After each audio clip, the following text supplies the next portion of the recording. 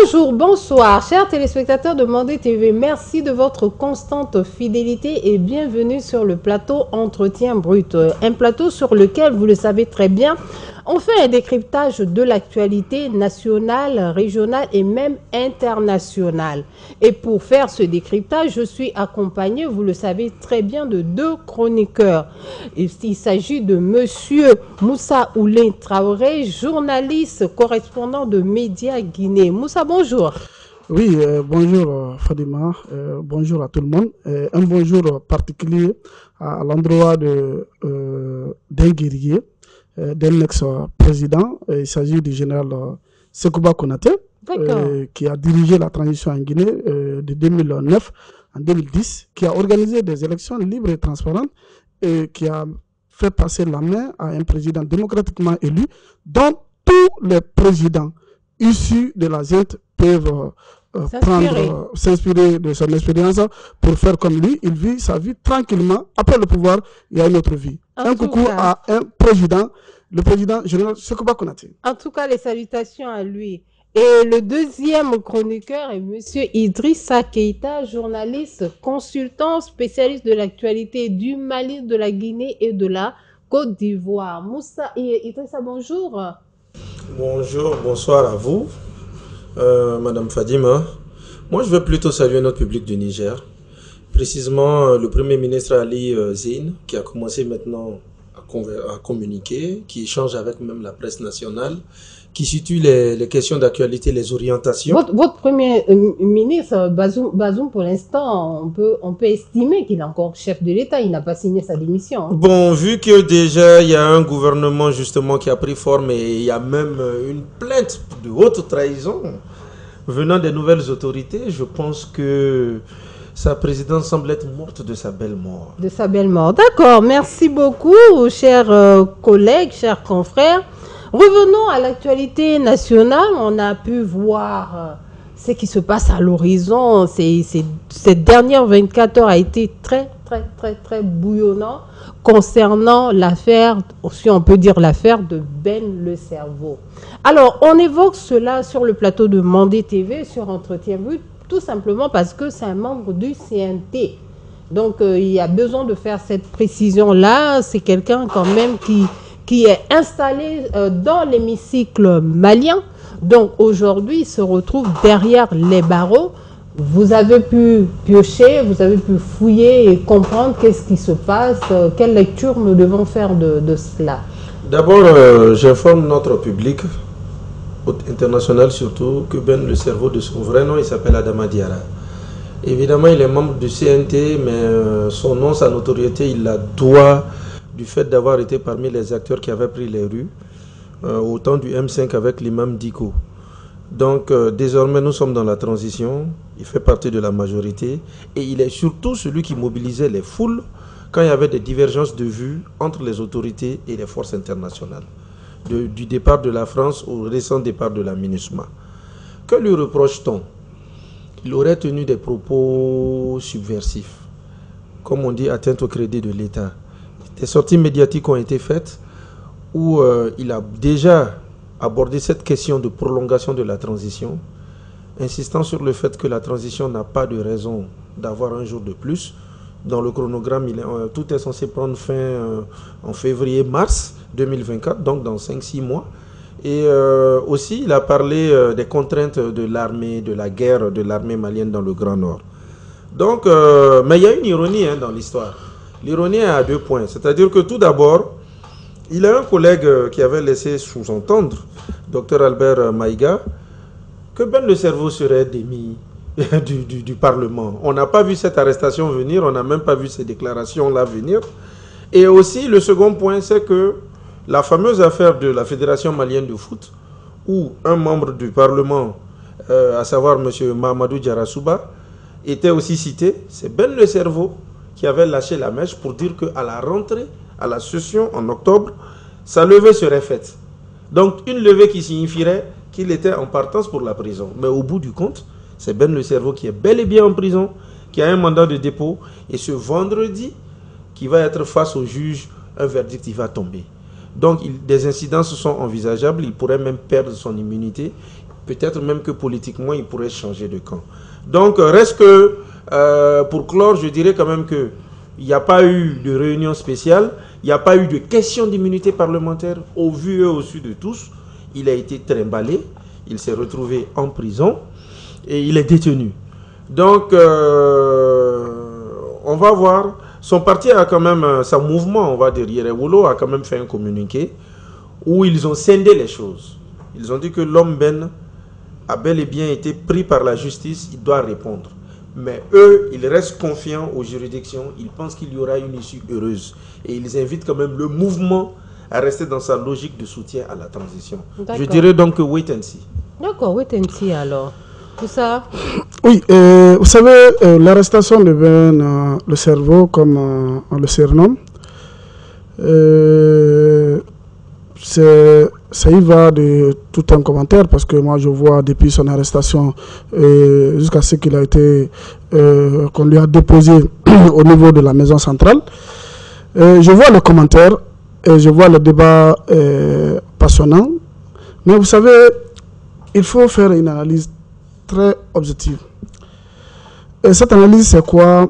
Ben le cerveau, étant un membre du CNT, vous voulez donner une ordonnance à l'État et vous avez été envoyé dans un hémicycle au nom d'une institution ou bien au nom de votre entité pour défendre la population, le peuple. Et si vous voulez un débat sérieux, si vous avez des choses à reprocher à l'État, c'est devant les membres du CNT qu'il devrait dire ce qu'il a dit dans les zones des radios. Ça, c'est quand même, c'est incohérent. Quand vous regardez toutes ces révélations qu'il a eu à faire, bon, on se demande, nous sommes dans quel état? Peut-être, moi, je ne suis pas quelqu'un, peut-être qui veut porter l'anathème sur Ben le cerveau, ou avoir un regard d'où la transition, mais ce que moi je peux reprocher à cet homme, c'est là où il a choisi comme lieu pour essayer de donner son ordonnance. Tu es dans CNT, mais au lieu de porter ce débat devant les collègues, les membres du CNT, et tu te permets d'aller devant une radio, tu fais ce diagnostic et tu sors même le secret d'État, parce qu'il a touché quand même des zones très sensibles. Et il a dit qu'il a été en Iran, qu'il a été en Israël, maintenant qu'il a vu Hezbollah, et ils ont signé des partenariats, ou bien ils se sont tombés d'accord sur... On sait que les Hezbollah, ce sont des groupes terroristes, chiites, si je me trompe pas. Maintenant, Ben le cerveau, qui dirige un mouvement au Mali, et qui a signé un contrat, ou bien qui a rencontré un groupe terroriste, et qui vient au Mali, qui soutenait la transition, et qui vient au Mali, qui parle d'un autre langage, et devant tout le monde, et qui fait même des révélations, et qui se réserve, parce que dans son allocution, il dit qu'il a des réserves à dire, et le 8 ou le 5 du mois d'octobre, il va venir encore déballer tout. Cela veut dire qu'il s'est attaqué même au service de renseignement de la présidence, même de l'État, au service de renseignement de l'État. Et il a fait des révélations sur la Guinée, sur le Niger, et sur ce que le gouvernement prétend faire, parce qu'il est proche de ce gouvernement. Mais quand même, si vous analysez encore très bien, mais c'est la faute aussi à l'État, qui a failli son rôle, et qui se permet de rencontrer tout le monde, et qui donne le poids à tout le monde. Mais maintenant, là, ce poids se retourne contre l'État. Puisque si vous regardez Ben le cerveau, une personne comme lui, le personnage là, qui lui a donné ce personnage, c'est l'État. L'État du Mali. Donc maintenant, il est issu du mouvement de 5 septembre du M5 RFE.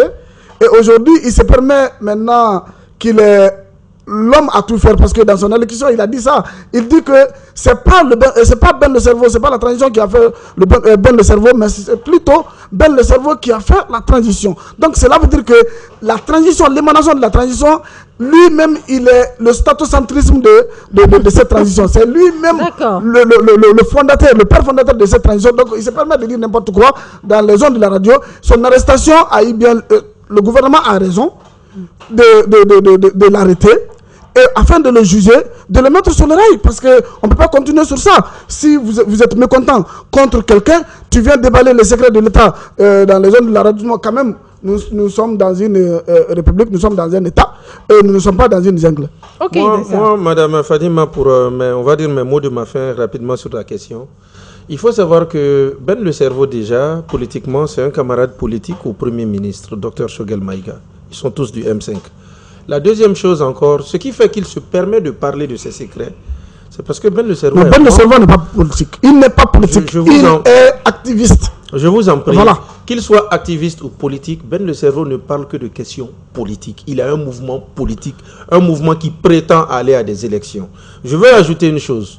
Politiquement, les idéologies qu'il avait, ce sont ces idéologies-là qui ont fait que lui et le Premier ministre, ils ont pris les rues, comme j'ai dit, le régime de faim, il est tombé. On est à 3 ans de transition dont il est comptable. Mais ce que je veux dire par rapport au CNT, c'est que Ben Le Cerveau est en fait dans la commission de défense. Donc il ne parle pas dans le vent. Il est dans la commission de défense. Même si, selon des sources concordantes, il n'était pas trop régulier, il chômait beaucoup. Mais il est quand même de la commission de défense 1. Et de 2, il ne faut pas oublier que Ben Le Cerveau est un acteur qui... Nous sommes dans un contexte de vacances parlementaires. Les parlementaires sont en congé. Il y avait même une session extraordinaire qui a pris fin. Et aussi, le parlementaire n'a pas toujours un droit de réserve. Hein. Le parlementaire se doit justement de restituer. Est-ce qu'il a mal restitué ou est-ce qu'il a bien... Non, ce n'est pas une restitution, mon cher. Non, attention. Non, ce n'est pas une restitution. Il n'avait pas dit quelque chose là. Et si c'était ça, il allait dire, le jour où on a fait les sessions extraordinaires, les journalistes étaient là. Maintenant, il allait dire, parce que ce qu'il avait dit dans la salle, il allait dire, bon, maintenant, j'ai dit ça devant les parlementaires, ils n'ont pas pris en compte. Maintenant, je vais dire, non, attention. Il dit une ordonnance. Il a fait une émission spéciale, d'où il a donné le nom ordonnance. Ordonnance, c'est quoi? C'est pour, il a fait des diagnostics. Il est dans son rôle, c'est ce que j'essaie de dire. Mais je vais vous dire que à la sécurité de l'État, vous appelez ça dans son rôle, non. Monsieur Traoré, j'y viens. Okay. Écoutez-moi seulement, je vais avancer. C'est-à-dire que c'est un parlementaire. Le parlementaire, partout à travers le monde, a une période de législation et a des vacances où il est tenu de faire des restitutions. Ce que Ben Le Cerveau faisait, c'était des restitutions. Oui. Est-ce que ce sur quoi il devait restituer, c'était bien? C'était pas bien, il y avait la forme, ou est-ce qu'il l'a bien dit, mais c'est plutôt le pouvoir qui était mécontent? Ça, c'est un autre débat. Oui, c'est une restitution. Je vais simplement vous dire. C'est une restitution quand il dit que le Mali n'a pas fait 15% de travail au nord du Mali pour la libération. C'est une restitution. Quand il dit qu'on envoie les enfants, les caporaux, c'est que Ben Le Cerveau est de la commission des défense. Idrissa, on va avancer. Ce n'est pas quelqu'un qui s'est improvisé pour parler dans tous les sens et dans tout vent. En tout cas, affaire à suivre, c'est un dossier à vraiment suivre de très près. Est-ce qu'il va garder son étiquette de CNT ou pas? On verra, on saura ça dans les jours à venir. Il y a aussi un fait qui s'est passé, on a vu carrément une question de justice, la transition, mais des personnes, des personnalités même derrière les barreaux. On a eu une vague d'arrestations ces derniers temps. Qu'est-ce qui se passe? C'est quoi? Quelle lecture il faudrait faire de ça? Oui, on a vu ces derniers temps des arrestations au comité de l'État, les gens qui ont eu à gérer ce pays, sauf si qu'il y a une interrogation par rapport à ces arrestations. Moi, je me demande derrière cette arrestation, ou derrière ces arrestations, est-ce qu'il n'y a pas une question politique? Parce que Assimi est au pouvoir depuis 3 ans. Et c'est maintenant qu'on fasse des arrestations au Mali. Donc, qu'est-ce que le gouvernement est en train de préparer? Et on voit aussi que ce sont des anciens dignitaires du régime de faim, du régime d'IBK. Souvent, ce sont des anciens dignitaires là qu'on arrête. Est-ce que ce sont des règlements de compte? On ne sait pas. Est-ce qu'il faudra, le moment est propice pour faire des arrestations Maintenant, là, je ne saurais le dire. Mais je vois que c'est très bon pour la moralisation de l'État, pour essayer encore de lutter contre la corruption. Et les gens qui ont détourné les données publiques soient arrêtés, jugés. Mais il faudra qu'on mette seulement de la forme à ces arrestations et qu'il n'y ait pas un calcul politique derrière ce que je peux dire. Comment il faut mettre la forme à des arrestations? Oui, le moment n'est pas propice pour... parce qu'en tout cas, ça ne concerne qu'à moi. Le moment n'est pas propice, puisque pourquoi choisir ce moment à quelques mois de la fin de la transition pour arrêter les anciens dignitaires du régime IBK? Mais là, dans ce cas, on se demande, est-ce que ce n'est pas une cote de popularité qu'on veut relever d'un certain degré aussi? Parce qu'on tend vers les élections, c'est pourquoi il y a un calcul politique derrière, c'est ce que je vois. C'est ce que vous n'arrivez pas à lâcher tout simplement. Vous essayez de caresser les choses. Idrissa. Moi, je suis de ceux qui pensent que la justice fait ses instructions. Une fois que ses conclusions sont disponibles, alors les mandats de dépôt, ils tombent. Bon, pour aller dans un autre sens, c'est vrai que ces arrestations se sont enchaînées et avaient même commencé déjà avec la question de la FEMAFOOT. Justement, on a parlé de Diarra-Souba tout de suite, mais il y a aussi M. Bavier, dont on reviendra d'ailleurs. Donc déjà, ça avait commencé là. Mais on ne savait pas que c'était une série qui s'annonçait, Ben le cerveau même si lui, c'est pas pour corruption. Mais l'essentiel, le gros du dossier ou le gros des arrestations, on a par exemple le cas du ministre Salif Traoré, qui est ancien ministre de la Sécurité, le général. Mais savez, toutes ces arrestations, pour qu'on soit bien clair, c'est la lutte contre la corruption et la délinquance financière. Oui, mais il y a aussi un aspect, on a l'impression que c'est même une chasse aux sorcières. Avoir de près les têtes qui sont mises sous les verrous, on sent que quand la transition était venue, si elle devait faire le nettoyage dès le départ, ça aurait dû commencer par là. Mais et aussi, pour en venir aux grosses têtes, notamment le ministre Salif Traoré et peut-être Mme Senab Diop, entre autres, et je vous apprends que dans cette liste, on a aussi le docteur Boubou Cissé, qui lui est déjà attendu ici, qui a un mandat international. On a aussi l'ancien ministre, l'ancien garde des Sceaux, Maître Ismaël Kounaté, qui a aussi son nom dans la liste, pour une affaire Sécuriport au niveau de l'aéroport international. Sauf si que la corruption n'a pas commencé au temps d'IBK. Oui, mais ce que je voudrais... voilà, c'est pourquoi il y a une question politique.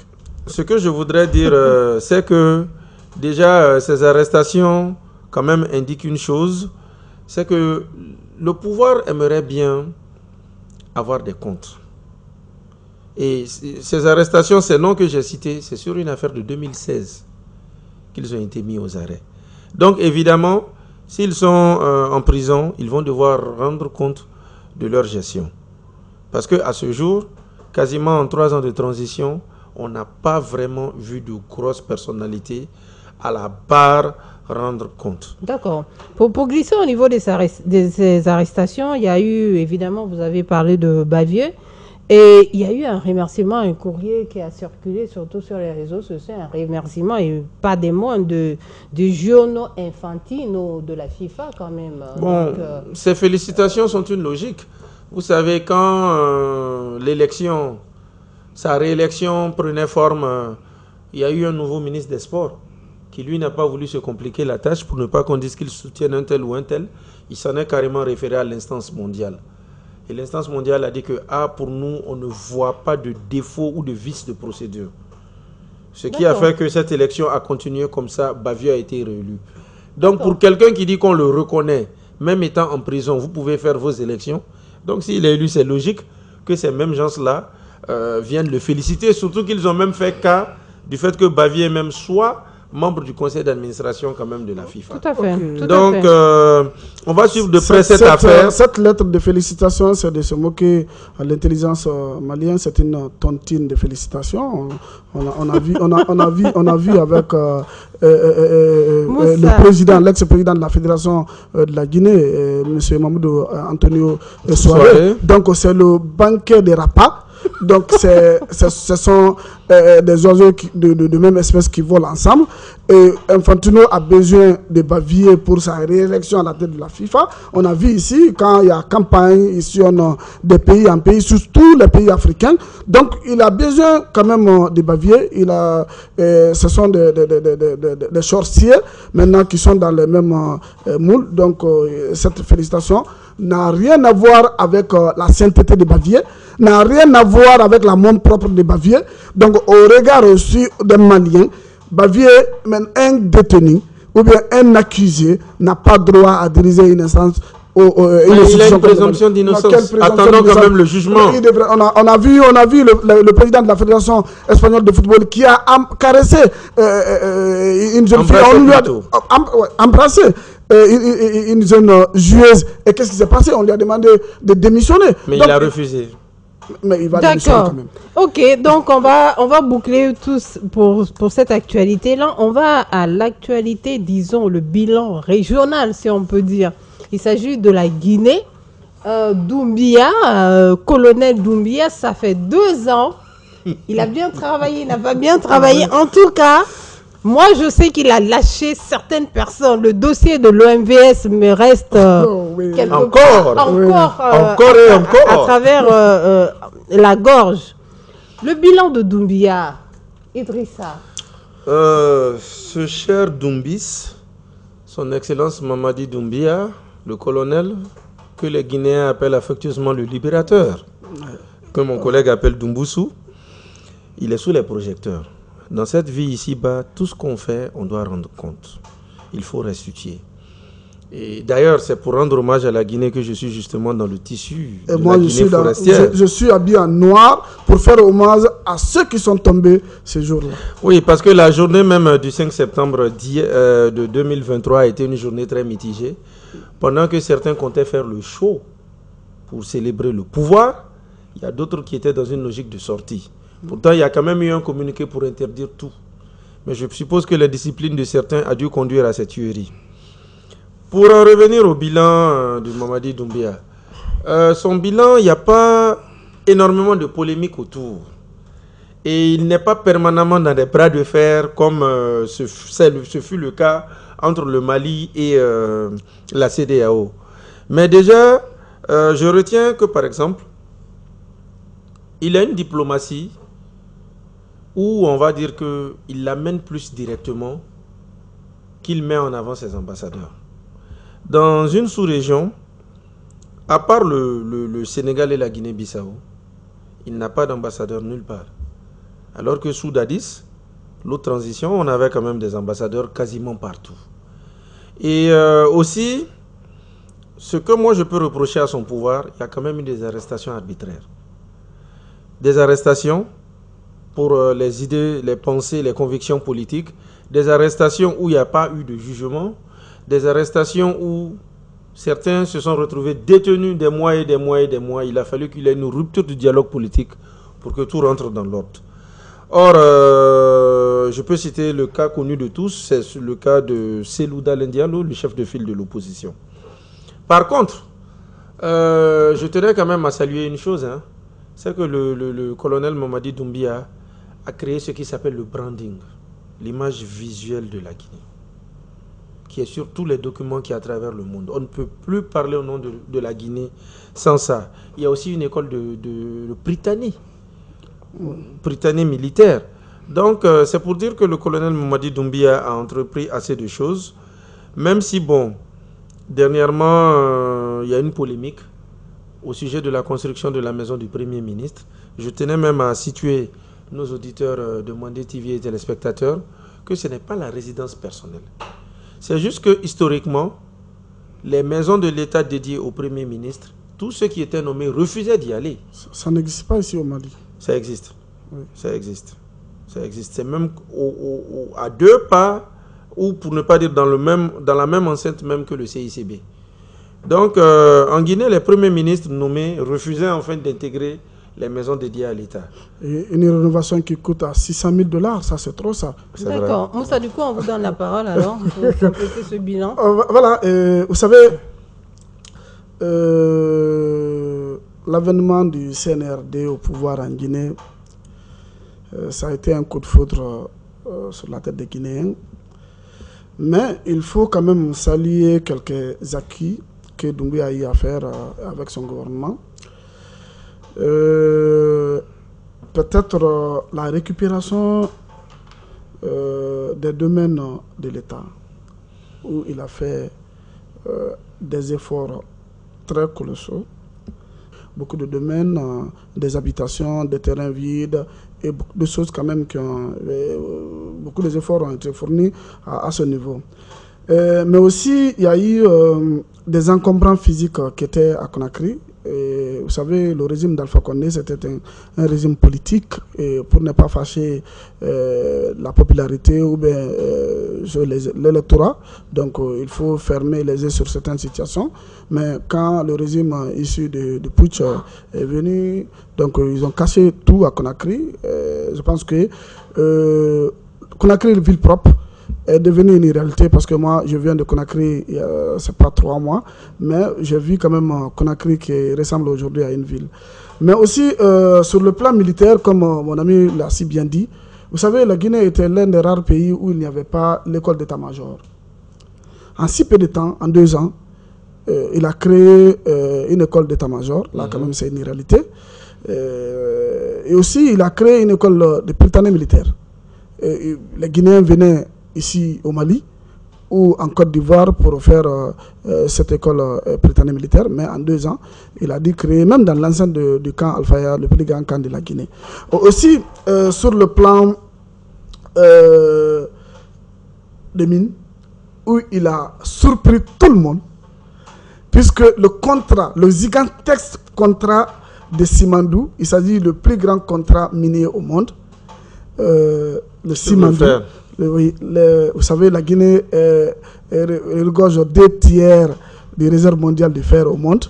Donc, avec Simandou, où il a signé un contrat de plus de 23 milliards de dollars. C'est le plus grand contrat minier au monde.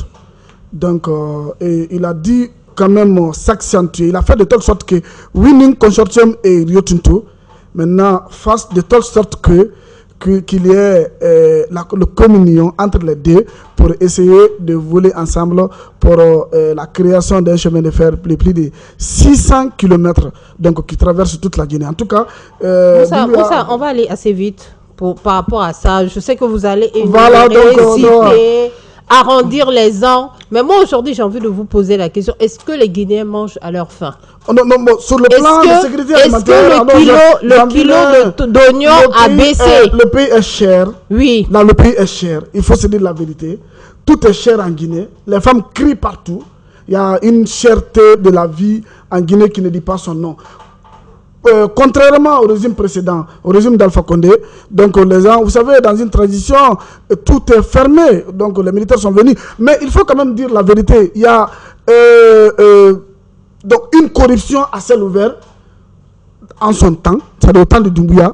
Aujourd'hui, les ministres volent partout. Même lui, le président de la République, je ne dis pas qu'il vole, mais il est en train de construire à ciel ouvert. Les Guinéens voient ça. Donc, le chantier du président a 2 ans. Et on voit ces ministres aussi qui ont des chantiers partout à travers Conakry et à l'intérieur du pays. Donc, il y a une corruption qui ne dit pas son nom, il faut se dire la vérité. Mais il y a une cherté aussi de la vie. En Guinée, à Conakry, on a vu souvent les femmes qui sont au marché, donc qui chantent la gloire du président Alpha Condé, qui disent il faut nous ramener Alpha Condé puisque nous ne parvenons plus à acheter par-ci par-là. Parce qu'à Conakry, il y a un phénomène, c'est les femmes qui se lèvent très tôt pour aller dans les marchés. Donc, comme dans la plupart des marchés africains. Voilà. Est-ce que vous êtes en train de dire que la CRIEF est un mensonge, la cellule de répression des infractions financières et économiques? C'est trop fort, c'est trop fort. Il y a quand même beaucoup de personnes en prison. Alors, juste une question. Le bilan de Doumbouya, positif ou négatif? Le bilan dans le contexte global, si vous faites une analyse très bien, vous allez dire qu'après 2 ans, le bilan n'est pas positif. N'est pas positif. Moi, je dirais quand même qu'à travers son bilan, on a pu réhabiliter Ahmed Sékou Touré. sa famille a un toit. C'est parce que les Guinéens mangent. Je pose une question. C'est pas ce que les Guinéens de mangent. Conakry porte son nom. Oui. Et enfin, le dialogue politique reste mitigé. Mais les il n'y a même pas de dialogue politique. Les réformes et la refondation. Non, il y a eu. Il n'y a pas de refondation, attention. Il n'y a pas de refondation. Moi, je parle, on n'a pas assez de temps. Il n'y a pas de refondation. Comme je l'ai dit, tout oui, il y a le copinage qu'on voit dans les nominations, les régionalismes dans les nominations. On va avancer alors. Parce mais les nominations sont souveraines, monsieur. Téléspectateurs de Mandé TV, nous avons un invité pour notre plateau Entretien Brut. Notre invité est monsieur Madi Siré Touré, expert électoral et surtout membre de l'appel du 20 février pour sauver le Mali. Bonjour monsieur Touré. Bonjour Fadima. Bienvenue sur le plateau de Mandé TV. Avec plaisir de vous retrouver. J'ai mes chroniqueurs en face de vous. On veut pouvoir avoir une idée du processus électoral dans nos pays africains en particulier et surtout votre analyse des élections en Afrique. Merci Fadima.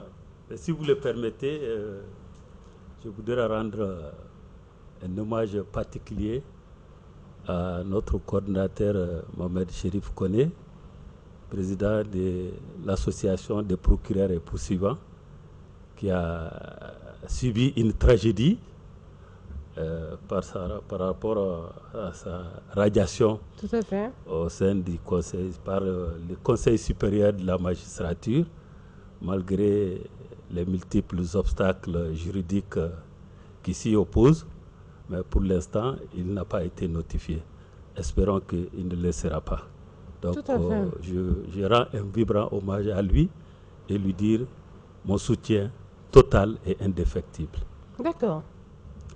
Maintenant, par rapport au processus électoral en Afrique et particulièrement au Gabon, il faut reconnaître que d'abord il y a une certaine grande similitude entre nos processus électoraux, notamment des pays francophones, qui depuis 1990, avec le sommet de la Baule, avec le vent de la démocratisation qui a soufflé sur l'Afrique avec la perestroïka, l'ex-URSS, donc tous les pays convergent vers l'accession au pouvoir à travers des élections. Alors, depuis cette date 89 jusqu'à nos jours, nous avons fait plus de 30 ans d'exercice démocratique, plus de 30 ans. Vraiment, il y a encore beaucoup de défis, même si on espère que les droits, les libertés politiques sont menacées de part et d'autre. Alors, concernant le Gabon, très rapidement, c'est que le cas gabonais ne doit pas surprendre. Ne doit pas surprendre, d'autant plus que si vous regardez un peu le contexte politique qui prévalait et l'état de santé d'un des candidats, le candidat sortant Ali Bongo Demba. Donc, et en plus de cela, il y a les aspects techniques qui sont venus étaler cette menace par rapport à une éventuelle victoire sur les autres. La loi électorale a fait apparaître pas mal de choses que tout observateur averti savait très bien que ce processus électoral allait basculer dans une violence grave.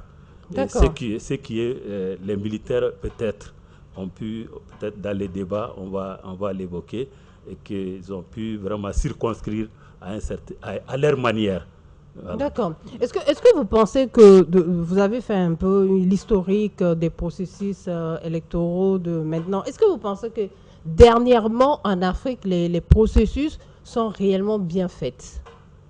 Pour vous, qui êtes un homme quand même expérimenté, si on peut dire, vous avez été à la tête de pas mal de structures, ou bien inclus dans des structures vraiment qui traitaient de la question. Oui, Fadima, vous savez que les processus électoraux en Afrique c'est surtout au niveau d'un certain nombre de facteurs qu'il faut l'analyser. La première des choses, c'est au niveau institutionnel. Au niveau institutionnel, chaque pays, notamment les pays francophones, ont choisi la voie des organes indépendants. Ça peut être des commissions électorales nationales indépendantes, ça peut être des centres gabonais d'élection, etc., etc. Donc, il y a un organe de gestion, un organe indépendant de gestion que tous ces pays, avec la démocratisation, ont essayé de mettre en place à la place des institutions gouvernementales qui étaient des ministères qui avaient en charge des élections. Chaque État a essayé de mettre en place un organe qui puisse s'occuper de l'organisation de la préparation des élections. Même au Mali, avec la tentative en 1997, la Commission électorale nationale indépendante, qui a été un fiasco, peut-être on n'a pas le temps d'en parler. Mais si vous prenez l'ensemble, vous allez voir que tous ces pays ont essayé de mettre en place un organe de gestion. Mais qu'est-ce qui fait un peu la spécificité d'un pays à un autre par rapport à la question de transparence, à la question de neutralité, à la question d'intégrité électorale? C'est là où les pays, si vous observez, vous allez un peu voir que tel pays a institué l'organe indépendant de gestion des élections dans leur constitution. D'autres en ont fait NEPA, c'est-à-dire une structure administrative avec une certaine autonomie relative, mais fondamentalement, ces organes n'ont pas bénéficié la même indépendance institutionnelle, c'est-à-dire constitutionnelle, pour vraiment agir. Et c'est le cas au Mali. Vous avez vu que malgré que nous étions dans une mouvance de révision constitutionnelle, pourquoi on n'a pas opté de mettre l'autorité indépendante de gestion des élections dans la Constitution? On ne l'a pas fait, on l'a gardé dans la loi électorale. Et si vous prenez notre loi électorale, à chaque élection, il y a un processus de modification. Donc, du coup, les difficultés, les défis majeurs qui se posent au processus électoral en Afrique, c'est d'abord des questions de transparence, des questions d'intégrité, des questions de neutralité, des questions d'indépendance. Est-ce que l'organe jouit de toute son indépendance? On va vous dire, oui, il n'y a pas d'indépendance totale, toute indépendance est relative, mais le reste dépendra de la personnalité des animateurs, ceux qui sont les acteurs qui sont là, les acteurs politiques, mais surtout les acteurs qui ont en charge d'animer l'institution d'organes de gestion indépendante des élections. Donc ces 6 questions un peu très vagues, c'est aussi, il faut voir notre question de l'état civil. L'état civil occupe une place fondamentale dans un processus électoral transparent et crédible. Si vous ne maîtrisez pas votre état civil, vous seriez toujours amené à organiser des révisions des listes électorales à chaque scrutin ou à chaque année. Mais alors que, prenez le cas du Mali, depuis 2009, nous sommes avec le RAVEC. Mais pendant cette transition, pourquoi les acteurs politiques n'ont pas jugé nécessaire de revenir au RAS, c'est-à-dire les recensements administratifs à caractère électoral? Ils ont toujours gardé le RAVEC. Or, la consolidation des RAVEC, entre parenthèses, RAVEC est entièrement financé par l'Union européenne à coût de milliards. Depuis 2009, on est dans ce processus pour que le Mali puisse avoir un état civil fiable qui permettra de ne plus organiser des révisions. Bientôt, ils vont commencer le mois de septembre, c'est 3 mois. C'est 3 mois. Donc, tout temps, à chaque élection, voilà, les partis politiques se brouillent, voilà, il faut changer la loi électorale, il faut faire. C'est avant tout question de personnes. D'accord, merci beaucoup. Je laisse mes confrères vous cuisinez, si on peut le dire. Non, il n'en sera pas ainsi. D'accord. Donc, je tenais à vous remercier pour avoir accepté de nous rejoindre pour le Face à 3. Merci. Moi, j'ai 2 questions d'emblée. Vous avez parlé justement de cette envie d'aller vers des autorités indépendantes. Ici, on a l'EJ, l'organe des élections. Seulement que, quand il a été créé plus tard, on a vu le ministère de tutelle créer aussi une cellule d'appui qui, aux yeux de tous, semble coiffée, fait office de tutelle. Parce que tel qu'on l'a compris, si cette cellule diverge, l'EJ aura du mal à bouger. Et pendant le référendum, on a vu que pratiquement l'EJ ne pouvait pas vraiment se mouvoir. Tout venait du seul ministère de l'administration territoriale. Donc j'aimerais savoir, est-ce qu'on peut dire que l'EJ est réellement indépendant? Ou est-ce qu'il faut donner raison au fait qu'il est juste tout nouveau? C'est maintenant qu'il est en train de monter. Quand il aura sa vitesse de croisière, il sera pleinement indépendant. Première question. La seconde question, est-ce que vous pensez que la question du vote électronique est une solution au Mali? Est-ce que ça pourra permettre au Mali d'avancer? Et est-ce que même pour votre longue expérience et carrière, c'est un sujet qui est d'actualité au Mali et même dans nos pays africains? D'accord. Merci beaucoup. Bon, je vais aller très rapidement. Vous savez, la cellule dont vous faites allusion, il faut lever l'équivoque. C'est-à-dire, avant la mise en place de l'autorité indépendante de gestion des élections, il y avait au sein du ministère de l'administration territoriale et de la décentralisation la cellule d'appui au processus électoral CAP, dont j'étais le chef. Et cette cellule avait pour vocation d'appuyer techniquement le ministère.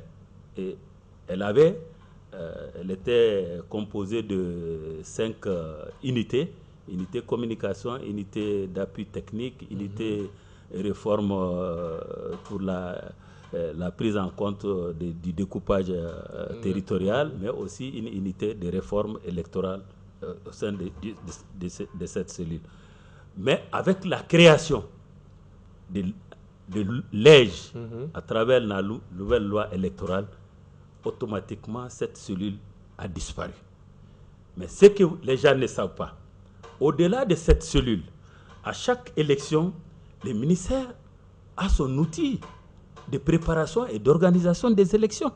Le ministère n'est pas sorti de l'organisation des élections au Mali. La preuve, l'article 4 et l'article 5 de la loi électorale fait la répartition des attributions entre le ministère de l'administration territoriale et l'autorité indépendante de gestion des élections. Le ministère, pour schématiser, le ministère avait pratiquement les mêmes attributions que la cellule qui était à côté d'elle. Il avait la charge d'appuyer l'autorité indépendante de gestion des élections. Mais là où je suis totalement d'accord avec vous, si vous lisez les 2 dispositions, les 2 articles, vous vous rendez compte qu'il y a même une inversion des rôles où c'est le ministère qui prépare et c'est le ministère qui organise. Autrement dit, l'autorité indépendante de gestion des élections ne fait que de la figuration, ne fait que donner une couverture. La preuve pour le référendum, il y a eu une lettre de délégation de pouvoir. Lettre de délégation à travers laquelle le ministère devrait se charger de l'organisation des élections. Or, c'est l'EJ qui avait cette attribution. Donc, je suis parfaitement d'accord avec vous que l'EJ s'est fait phagocyter, même faire disparaître par le ministère de l'administration territoriale, ce qui n'est pas normal. Si nous étions dans un état de droit où les recours contentieux étaient jugés légalement, tous ces recours qui évoquent cette violation des textes, on n'aurait pas de résultats. Mais qu'en est-il maintenant du vote électronique? Maintenant, concernant le vote électronique, je ne sais pas qu'est-ce que vous entendez par vote électronique, parce que, à mon entendement, cela aussi dépend. Qu'est-ce que vous entendez par vote électronique? Vote électronique, est-ce à dire que, au lieu d'utiliser les bulletins, l'électeur va apposer juste son index sur une machine en faisant les choix, ou par exemple, je prends le cas de la RD Congo, où j'ai fait 10 ans en tant qu'expert électoral. Il s'agit d'avoir une machine à voter. Et la machine à voter, on fait insérer les bulletins. Il y a ce qu'on appelle les bulletins avec tactile. Et les candidats sont là. Si vous voulez choisir, vous pouvez même défiler et vous mettez le doigt sur votre candidat. Automatiquement, le vote est généré pour donner un résultat. Mais ce que je vois en Europe, où à la clôture des bureaux de vote, les résultats sortent les heures qui suivent. C'est de ça que je parlais. Écoutez, je ne veux pas... je ne veux pas être dans... Non, il a raison. Je ne veux pas rêver. Je ne veux pas rêver debout ou rêver assis. Les gens qui ne sont même pas capables, d'organiser le vote à partir de l'identification électronique, c'est-à-dire pour créer le maximum de transparence dans les bureaux de vote. Aujourd'hui, nous avons des cartes nationales d'identité biométrique sécurisées. La première des choses aujourd'hui, c'est de permettre aux gens de voter avec ces cartes en ayant une machine devant chaque bureau de vote pour éviter que M. Traoré ne fasse un vote à la place de M. Keïta. Ça, c'est la chose la plus élémentaire qu'on puisse faire. On n'a même pas une liste fiable dans nos bureaux de vote. Vous allez parler de vote électronique. D'accord. Pour vous dire que c'est un rêve étant debout, de dire que le Mali va s'apprêter pour adopter le vote électronique dans son processus électoral. Ce n'est pas maintenant, mais c'est des choses, si la volonté politique est là, rien d'impossible, on peut le faire, du moment que tous les territoires aujourd'hui, largement couverts par les systèmes des réseaux téléphoniques. Merci, merci M. Touré. Moussa, juste une question. Le temps nous fera défaut. À vous entendre, c'est très beau, mais moi je vais poser une question très simple. À chaque fois, nous organisons des élections contestées par l'opposition, et ça commence par l'élaboration des fichiers dont vous parlez tout de suite.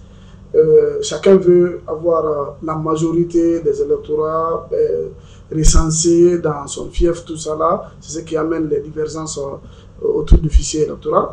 Maintenant, qu'est-ce qu'il faut ici dans le pays respectif pour avoir une élection libre et transparente en tant qu'expert électoral?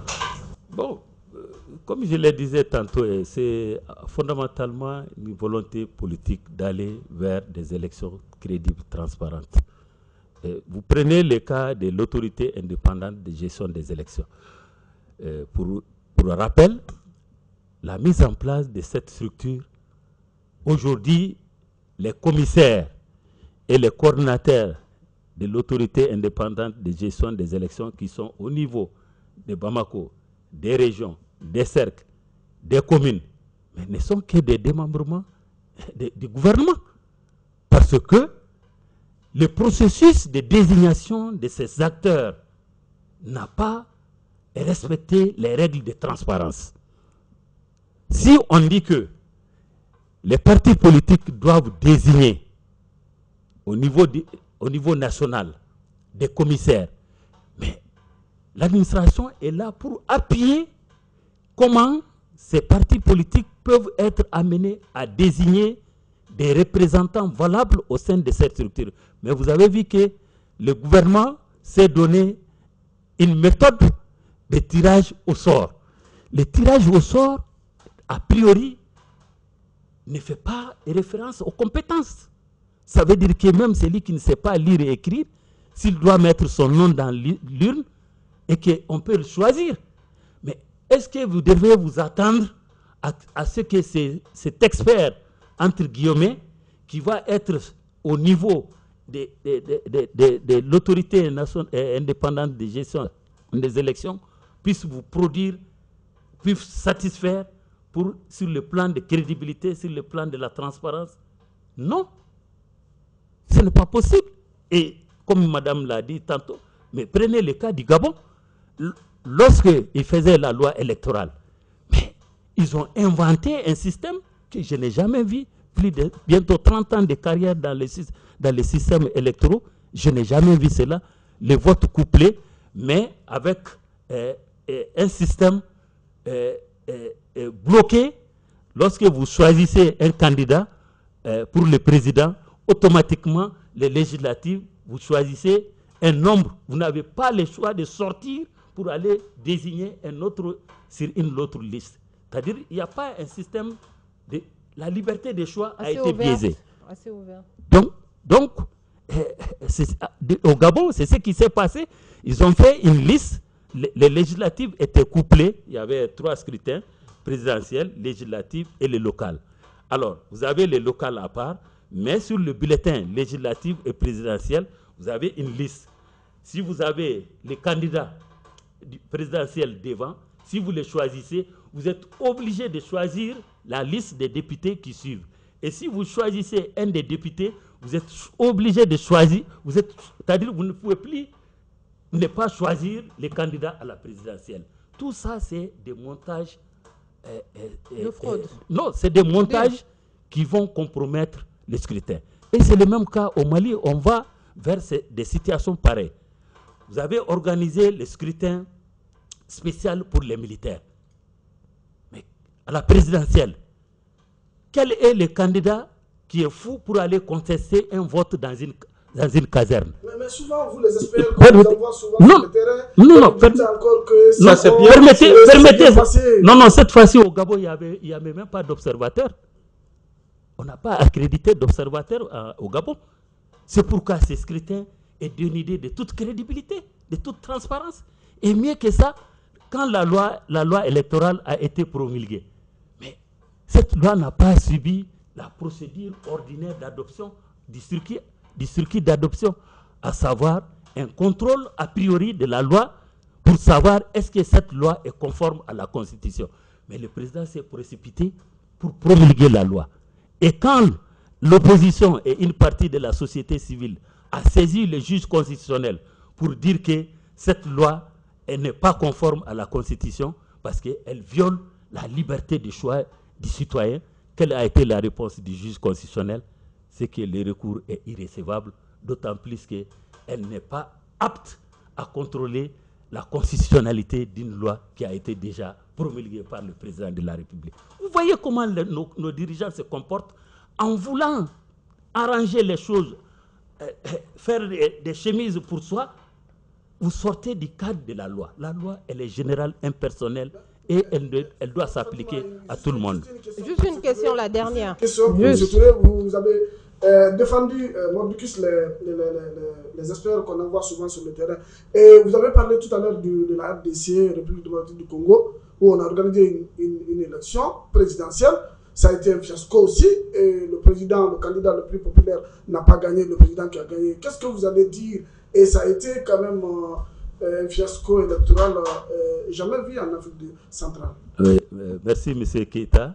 M. Traoré, vous savez, en Afrique, peut-être je vais faire une révélation sur le plateau de Madé TV. On est preneur. Vous savez, en Afrique, quelles que soient les élections, les résultats sont publiés après avoir été approuvés par le président de la République. Oui. Donc, le président en exercice. Juridiquement, constitutionnellement, ça se justifie par le fait qu'on dit que le président est le garant de la stabilité de la Constitution. Il est le garant des institutions de la République. Le cas dont vous parlez est que, contrairement à Étienne Tshisekedi qui a gagné les élections, mais sans être dans les coulisses, lorsque le pouvoir Kabila a appelé Tshisekedi pour venir, mais il dit non, je ne serai le premier ministre de personne, je ne serai le premier ministre de personne. On dit non, calmez-vous monsieur, ce n'est pas pour être premier ministre, vous serez le président. Pour vous dire que une chose est d'organiser des élections, une autre est de respecter le vote du citoyen. Aujourd'hui, au Gabon, Ondo vient d'être nommé Premier ministre du gouvernement de celui qui a fait le coup d'État, le général. Aujourd'hui, je ne sais pas si vous êtes au courant. Tout à fait, juste. Mais si réellement ce coup d'État avait pour vision, mission d'installer les institutions, c'était plutôt de dire celui qui a gagné, on fait le décompte des voix, ou bien on organise les... Comme on a fait en Côte d'Ivoire. Et le monsieur serait dans ses droits pour diriger le pays. Mais il a accepté. Et ce n'est pas moi qui vais lui dire ici que non, il ne doit pas accepter. D'accord. C'est pour vous dire que les élections... Non, les élections, c'est pourquoi nous-mêmes, souvent, on s'assoit, on réfléchit avec tant d'expérience dans ces pays. La question fondamentale qu'on se pose, est-ce nécessaire d'organiser des élections si l'on sait d'avance que toutes les conditions sont réunies pour aller à la fraude? Là, on va vers des crises en crise. Parce que si en amont, si les conditions ne sont pas partagées, c'est une question politique. Hein?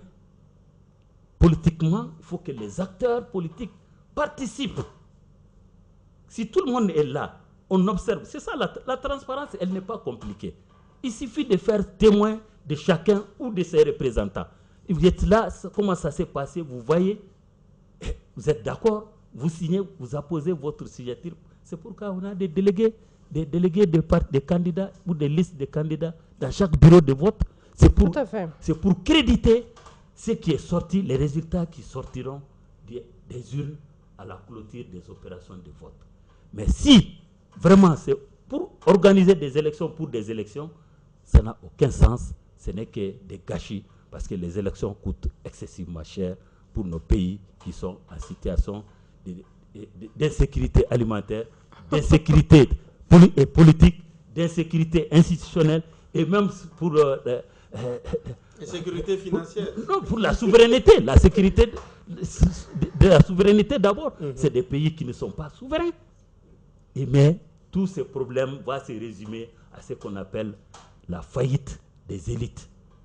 La faillite des élites, c'est les conséquences que nous suivons à travers la manipulation des résultats. D'accord. Et au Mali, vous permettez, Fadima, pour terminer, si vous prenez le cas du Mali, si nous partons pour les élections présidentielles dans ces conditions, mais tout le monde sait ce qui va advenir. Ce sont les prévisions que vous faites. Tous les ingrédients sont là pour que ça ne peut pas marcher. Mais tant que certaines candidatures ça ne peut pas marcher, mais c'est Traoré l'a dit. Au moment où l'EJ doit se charger de rencontrer les partis politiques pour discuter les questions électorales, c'est un ministre du gouvernement qui convoque encore les partis politiques pour venir discuter, alors qu'il n'a pas cette attribution. L'organisation des élections appartient à l'EJ. Donc on voit, on dirait que l'EJ même n'existe pas au Mali. Aujourd'hui, dans un pays qui s'attend à des élections présidentielles 6 mois, nous devrons être aujourd'hui dans la fièvre électorale. Et vous prétendez déjà la défaite de l'opposition? Non, il ne s'agit pas de questions de défaite ou de réussite, mais il s'agit de questions de principe. Est-ce que les règles qui sont là sont des règles qui favorisent la transparence, la crédibilité du scrutin? D'accord. D'accord, M. Touré. Je pense que, chers collègues, on a déjà pu avoir un petit plat concernant Touré. Voilà votre mot de la fin. On arrive à la fin de notre entretien brut pour aujourd'hui. Oui, merci beaucoup. Moi, je me fais beaucoup de soucis pour mon pays. Pour qui connaît les pays en transition, ça veut dire que c'est des États fragiles, des États faibles. Donc l'État malien a tout intérêt. Aujourd'hui, j'ai été séduit par un des propos d'un de vos chroniqueurs en félicitant un général guinéen qui a organisé des élections et qui est parti. Parce qu'on doit se dire qu'au-delà du président de la République, il y a une vie. Et la meilleure vie pour un homme, c'est d'avoir servi son pays et de refuser certains plats, même si l'on a faim. D'accord. C'est ça, la valeur d'un homme. Merci Il faut beaucoup. pas, coûte que coûte, tenir à ce que je réussisse tout. On ne réussira jamais tout.